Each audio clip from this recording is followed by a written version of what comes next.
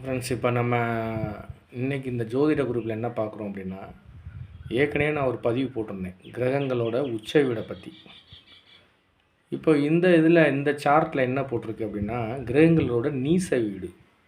அதாவது இந்த 12 கட்டத்தில் நான் குறிப்பிட்டபடி இந்த 7 நவகிரகங்கள் அந்தந்த இடத்துல எந்தெந்த இடத்துல இருக்கோ அது வந்து நீச வீடுன்னு சொல்கிறது. நீச வீடுனா பவர்லெஸ்.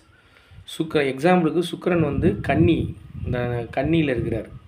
கன்னியில் இருந்தால் அவருக்கு நீசம், பவர்லெஸ்ன்னு அர்த்தம். அதாவது பலம் குறைவு அப்படின்னு அர்த்தம். மீனத்தில் புதன் இருந்தால் பலன் குறைவு, மேஷத்தில் சனி இருந்தால் பலன் குறைவு, மகரத்தில் குரு இருந்தால் பலன் குறைவு, இதே கடகத்தில் செவ்வாய் இருந்தால் பலன் குறைவு, துலாத்தில் சூரியன் இருந்தால் பலம் குறைவு, விருச்சகத்தில் சந்திரன் இருந்தால் பலம் குறைவு. இந்த கட்டங்களில் கிரகங்கள் நம்மளோட ஜாதகத்தில் லக்னத்திலேருந்து பார்க்கும்போதில் இந்த குறிப்பிட்ட இடத்துல இந்த கிரகங்கள் இருந்தால் பவர் லெஸ்ஸுன்னு அர்த்தம். அப்படின்னா அந்த காரகத்துவம், அந்த எந்த இடத்துல இருக்கிறாரோ அந்த காரகத்தில் பவர் லெஸ்ஸாக இருக்கிறாரு அப்படிங்கிறது தான் அர்த்தம்.